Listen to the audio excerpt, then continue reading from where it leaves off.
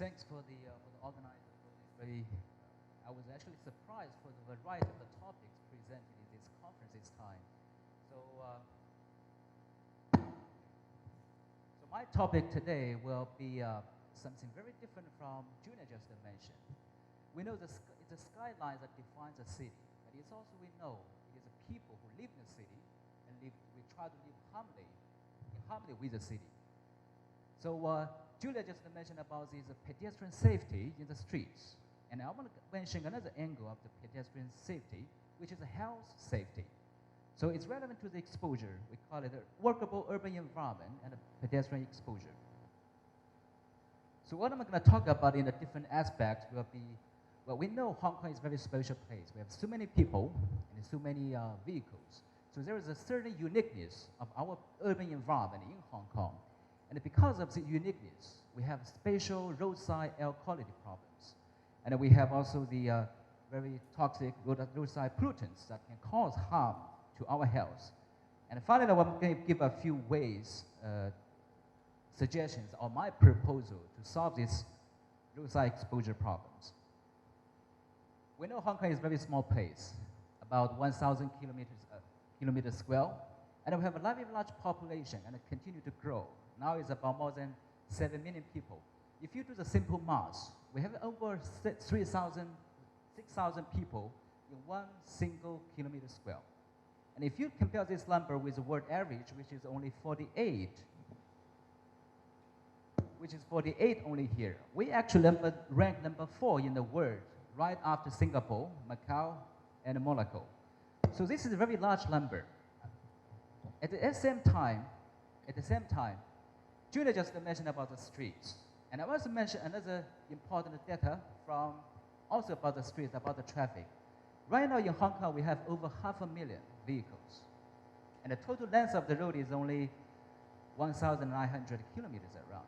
And if you do the simple math again, what you get the number is almost like 250 vehicles in 1 single kilometer. And what average,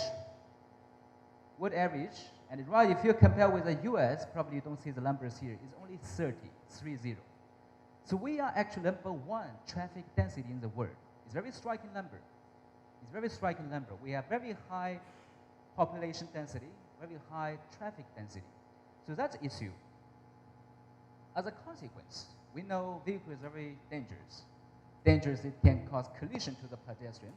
On the other hand, vehicles can emit pollution. In Hong Kong, the composition of the vehicles, I just mentioned over 250 vehicles per kilometer. And right in these 250, we have about 1/4, 25% of vehicles are diesel. The diesel is we are running on diesel fuel.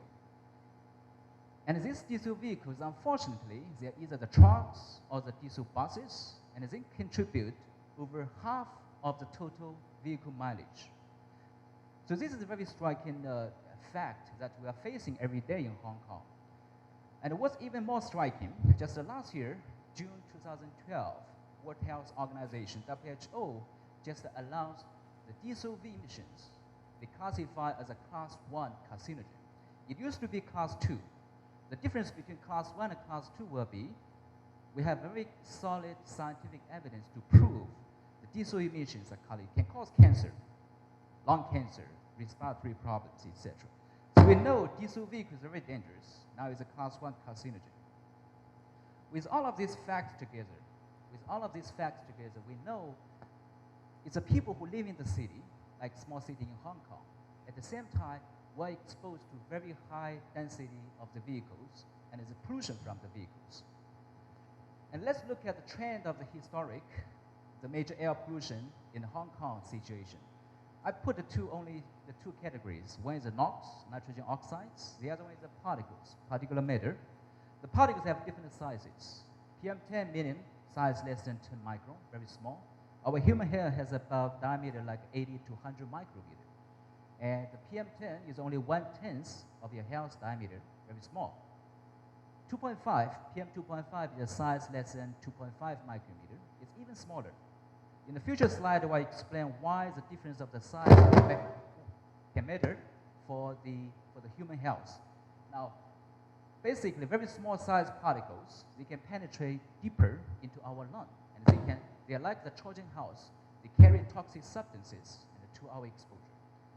So we can see in the history, we see the particles, the PM10, gradually decrease because of the introduction in around year 2000. We have introduction for the LPG vehicles, replacing the diesel vehicles for the to regulate or to control the particle emissions. We can see the decreasing trend for PM10, and also we can see the PM2.5 trend. But unfortunately, gradually we see in around 2008, we see a slightly increased trend for the small particles. Small particles, even though the government has put a lot of effort, we recognize that, to control the emissions. But still we see increasing trend, very unfortunately. Now, what's even more problematic is the NO2. Now, NO2, if you see from these bullets here, it's kind of a dangerous pollutant. It can cause lung growth and function, especially for the juvenile, for the children, for the young kids. So we can see over the time, in the last decade, NO2 has been keep increasing.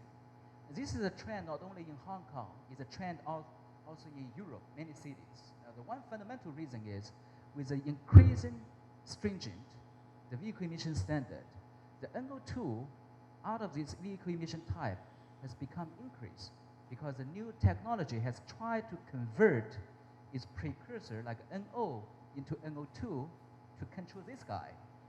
So you have increased NO2, but at the same time, you can see some decreased trend of the particle. So we have this kind of a dilemma here between the NOx and the particles.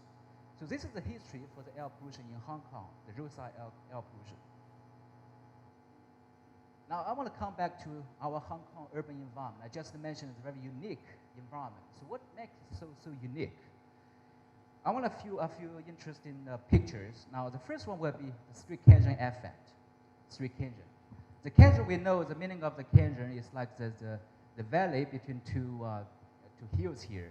Now in the street canyon case, in Hong Kong we have so many districts with very narrow street and with the high-rise buildings. If you see these representative pictures here, one in the central, one in the Mong Kok, you can see these narrow streets can trap this pollution right inside the. You can see these buildings can trap actually the pollution right inside this canyon, right inside this canyon. Unfortunately, we have very high density of the traffic. So inside this canyon, you can see when you have the wind above the window, above the building, and different vehicles, they emit all the time the different pollutants. But unfortunately, there is a circulation here right inside the canyon. As you can see, the pollutants will be carried to one side of the street, and oftentimes it can be trapped in this street canyon for a long, long time.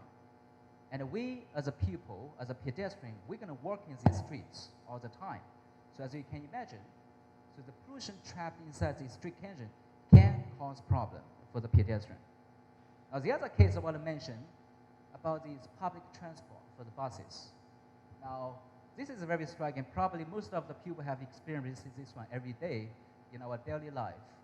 Now the problem for these passengers will be, if you look at these diesel buses, they line up to take in these passengers. At the same time, the passengers are very close to the tailpipe, and it's only within meters from the tailpipe. And it's a problem.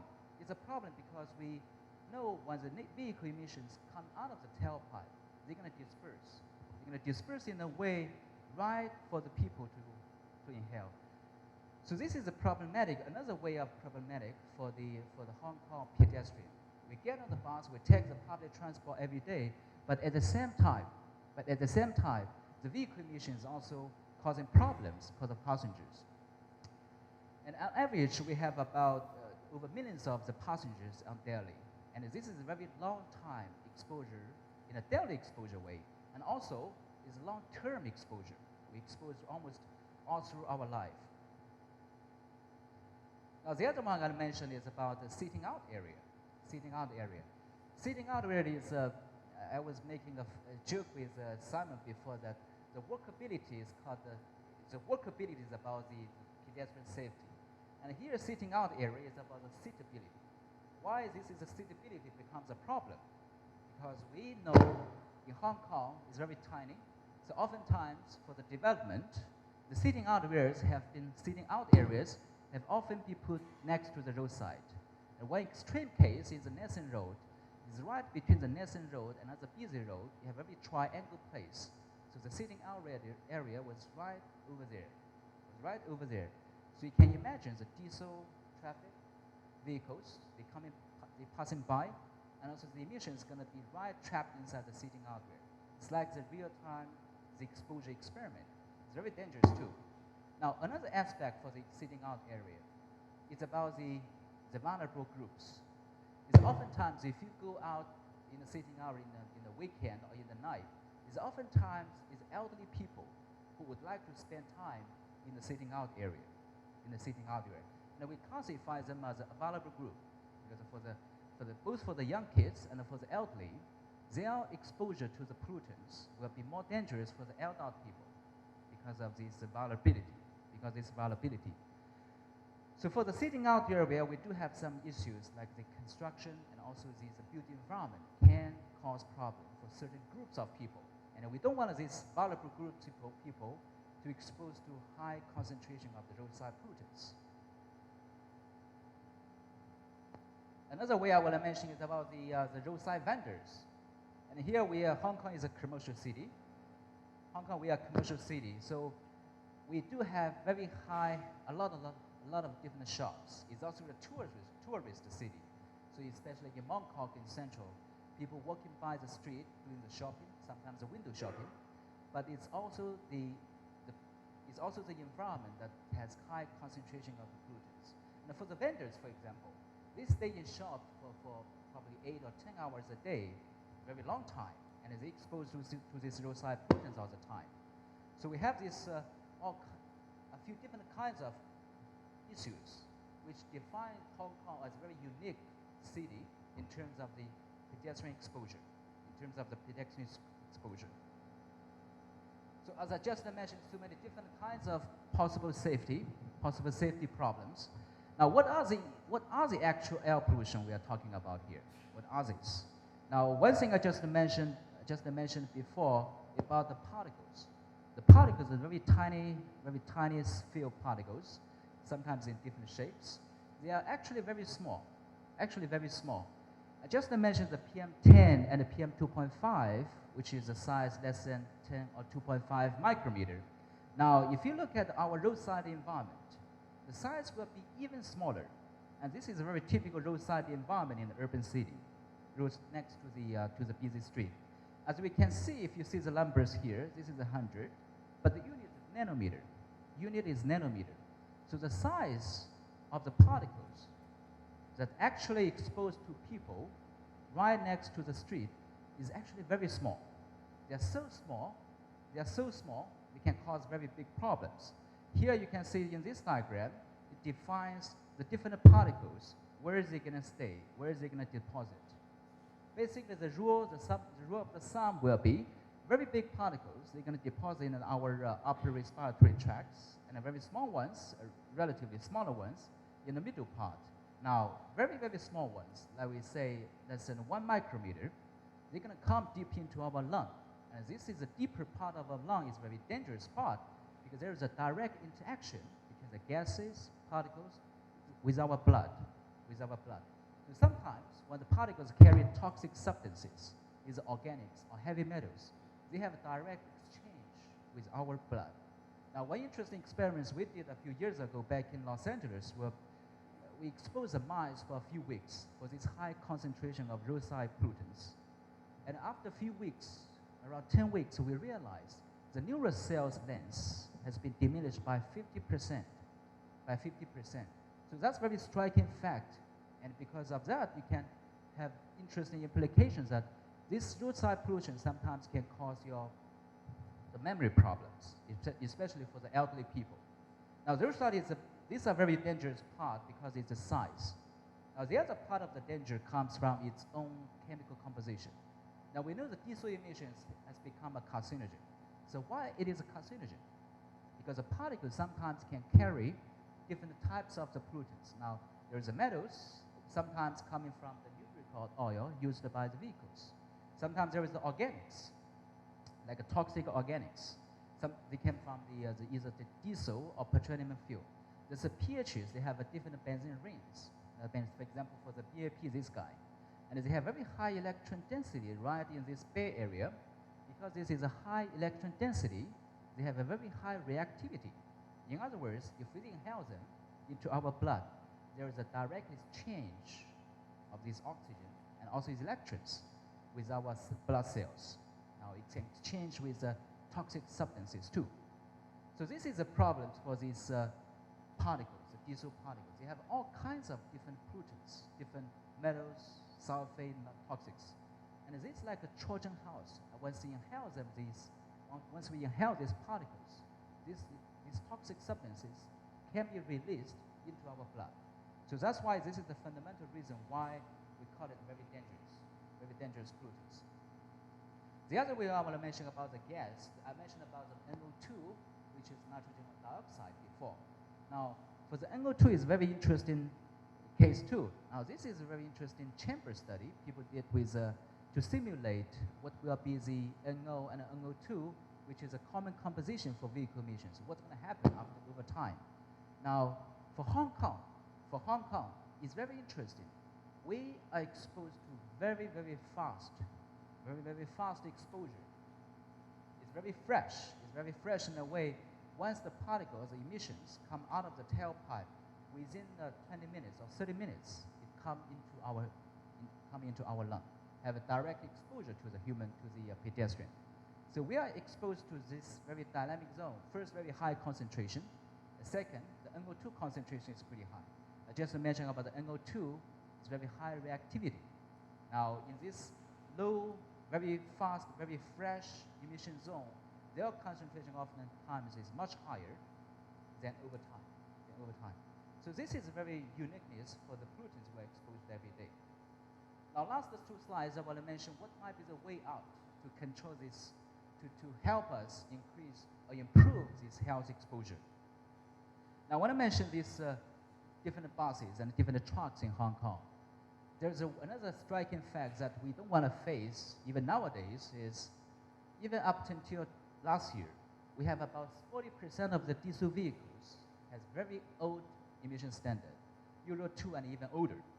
Now, if you compare this number, in Singapore, in 2001, the government has banned Euro 2 and older vehicles in the whole Singapore. But after 10 years, Hong Kong still using very old vehicles in the streets. Now, the problem for these old vehicles, the Euro 2 emission standards, they can emit more than 10 times of these pollutants over the newer standards. So you have a 40% of the diesel vehicles on the road, they are Euro 2 and even lower. That can cause a huge emission problems. As you can imagine, you can do the simple calculation numbers. Now, luckily, early this year, the policy address had just announced this 10 billion initiative to retrofit the vehicles to control these Euro 2 vehicle emission standards. At the same time, I think there is a plan to introduce electrical buses. Now, hopefully, with this new initiative, we can control to a certain level the roadside, the pedestrian exposure from these dirty vehicles. So that's one good aspect.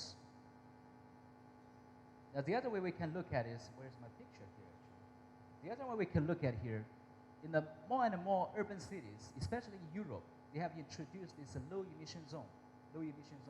In this low emission zone, only certain vehicle emission standards vehicles can enter the zone at a certain time of the day. So this is a fact that basically, when we realize it is the vehicle emissions that cause roadside air pollution problem, cause the pedestrian exposure. So if we can control from the source, try to lower the emission of the entire area for the low emission zone, something good can happen. Now, even one step further, the London Mayor, Mr. Johnson here, he has announced by 2020, they're going to introduce the ultra low emission zone, which only allows zero emission and low emission vehicles to enter the central London, So I think the question for us to ask is where we should go for Hong Kong to control the vehicle emissions, to help us improve the pedestrian exposures. So that's my talk today. Thanks very much.